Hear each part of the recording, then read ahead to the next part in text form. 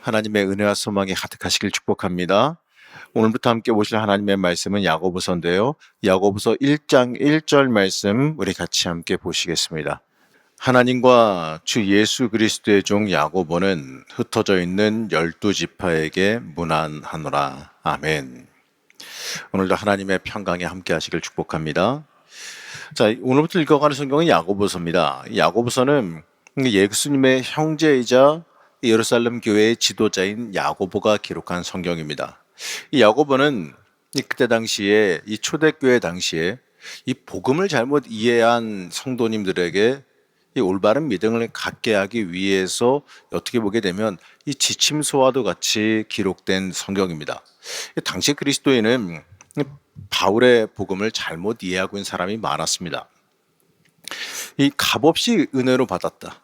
값없이 은혜로 구원받았다. 이 칭의의 은혜, 우리가 값없이 구원받았다. 이걸 갖다가 잘못 이해해서 아무것도 안 해도 되는 것. 행함은 있으면 좋고 없으면 말고 아무 상관없는 것. 이렇게 여겼다라는 거예요. 그래서 행함을 구원과 아무 상관없는, 어떻게 보게 되면 있어도 좋고 없으면 그만인 그러한 것처럼 여겼다라는 겁니다.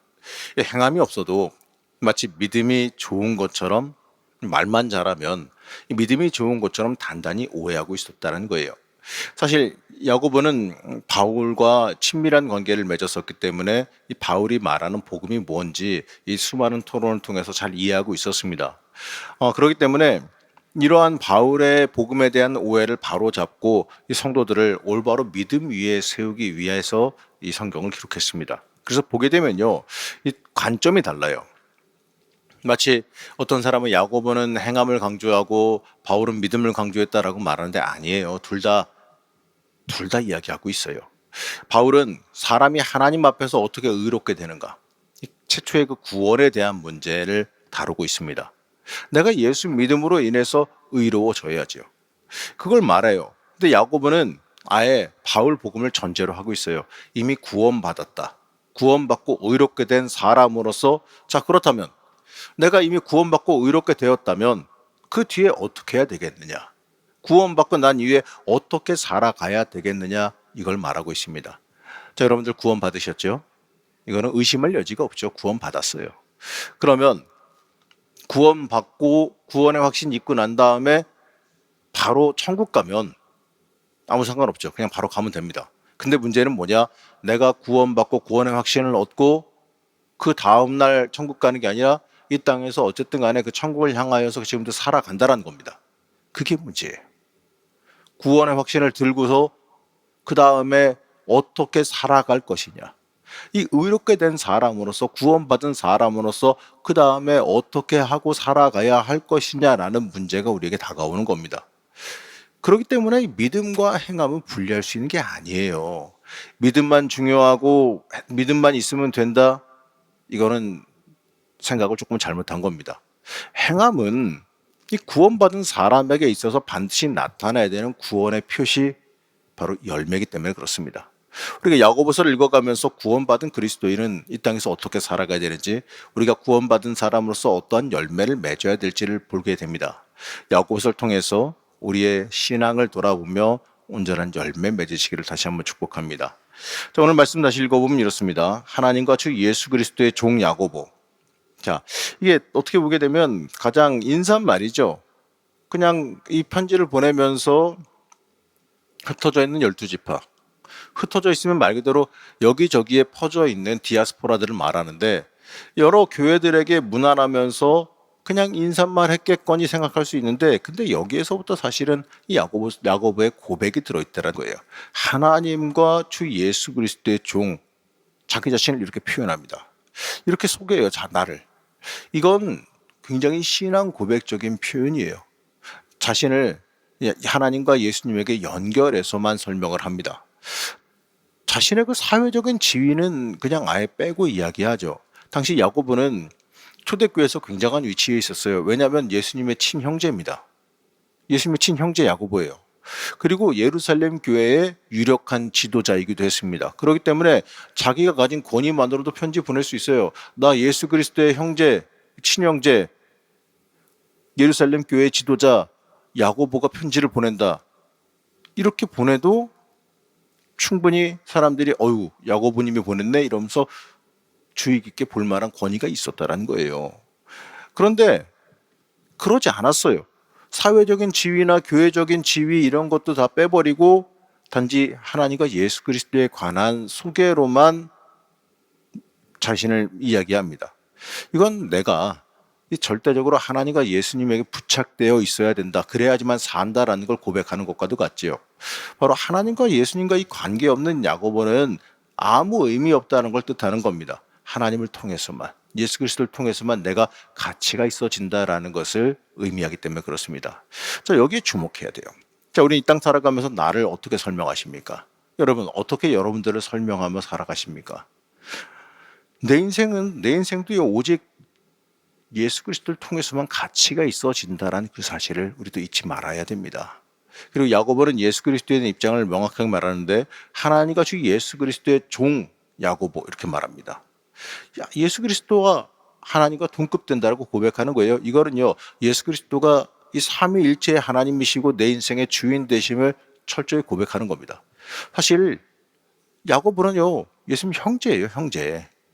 예수님께서 공생에 활동하시기 이전에 우리가 모르는 기록되지도 않았던 예수님의 어린 시절까지도 다 아는 사람이고 어떻게 보면은 우리도 모르는 사이에 형제끼리 티격태격하면서 자랐을 수 있는 상황이지 않습니까?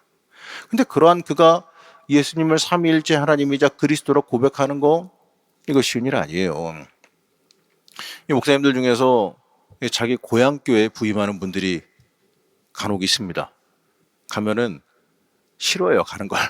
뭐 가야 되니까 어쩔 수 없이 가는데 가고 나면 굉장히 불편해합니다. 왜냐하면 어릴 때 아기 때부터 봤던 권사님들 지나가면서 목사님으로 부르는 게 아니라 아기처럼 부르시는 분들도 있거든요. 옛날 버릇 그대로. 얼마나 서로 불편해요. 왜냐하면 그럴 수밖에 없으니까. 근데 그러한 상황인데도 야고보가 오직 예수 그리스도를 하나님의 아들이다 이렇게 고백하는 것 자체도 쉬운 일이 아니거든요. 그때 야고보는 정확하게 예수님을 자기 인생의 주인으로 고백합니다. 자, 우리는 야고보의 이 고백을 보면서 우리 정말 철저히 예수님을 내 인생의 주인으로 고백하고 있는지 다시 한번 생각해 봐야 돼요. 단지 우리가 심정적으로 말로만 아니면 머리로만 이게 그렇게 배웠으니까 그렇게만 고백하고 있지는 않느냐 이거죠. 내 인생의 중심에 예수 그리스도를 놓고 예수님만이 나를 주관하도록 내어놓고 살아갈 수 있느냐 이겁니다. 자, 우린 내 인생에서 모든 순간을 통해 예수님을 주인으로 고백할 수 있어야 돼요. 그럴 때 내 인생에도 놀라운 능력과 권세가 생긴다는 걸 잊지 말아야 됩니다. 그리고 야고보는 여기서 스스로를 종이라고 표현하죠. 예수님의 형제였지만 자신을 스스로 하나님과 예수 그리스도의 종이라고 표현합니다. 자, 이 말은 지금 전하는 모든 것이 지금 너희들에게 권면하는 모든 것이 내 생각이나 내 주장이 아니라 예수 그리스도의 뜻과 생각을 너희에게 전달한다는 의미입니다. 자신의 위치를 충분히 드러낼 수 있는 권위가 있지만 전혀 그렇지 않고 주님의 뜻만 전하길 원했다는 거예요. 맞습니다. 우리가 인생 살아가면서 내 뜻 내세우고 내 주장 높이는 게 무슨 의미가 있겠어요.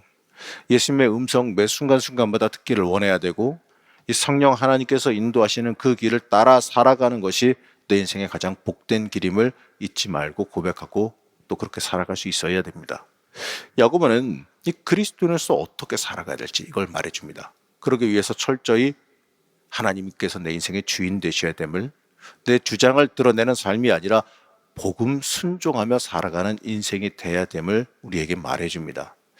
우리는 이 야고보의 어떻게 보게 되면 이 신앙 고백과도 같은 이 소개를 보면서 내 스스로를 사람들 앞에 어떻게 표현할 것이냐, 주님 앞에 나를 어떻게 표현할 것이냐, 여기를 한번 생각해 봐야 됩니다. 사랑하는 우리 성도 여러분, 과연 사람들 앞에서 나를 어떤 사람, 어떤 그리스도인이라 고백하고 계시겠습니까? 이 그리스도인은요, 이 나를 높이는 사람이 아니라 이 예수를 높이는 사람이 되어야 될 줄로 믿습니다. 그리고 복음 순종하며 나를 하나님 앞에 내려놓는 사람이 되어야 됩니다. 그럴 때 이 세상에 주는 권세가 아니라 하나님께서 주시는 권세와 능력이 우리의 삶 가운데 임하게 된다는 사실을 잊지 마시기 바랍니다. 여러분 야고보처럼 온전히 예수님 높이는 그리스도인 되시기를 시간 간절히 축복합니다. 또 여러분들 그렇게 고백하고 이 땅을 살아갈 때 여러분 인생에도 정말 놀라운 하나님의 능력이 임해요.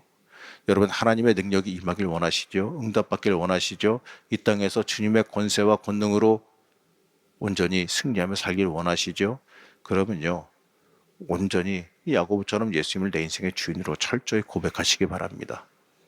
그렇게 고백하고 내 인생을 그렇게 설정하고 살아갈 때 정말 놀라운 기적과 놀라운 응답, 놀라운 은혜가 여러분 삶 가운데 펼쳐질 줄로 믿습니다. 오늘도 기도하실 때 하나님 앞에 온전히 주님을 내 인생의 주인이라고 나는 그분의 뜻대로 살아야 된다고 고백하시기를 간절히 축복합니다. 잠시 기도하겠습니다. 우리의 주인 되시는 하나님,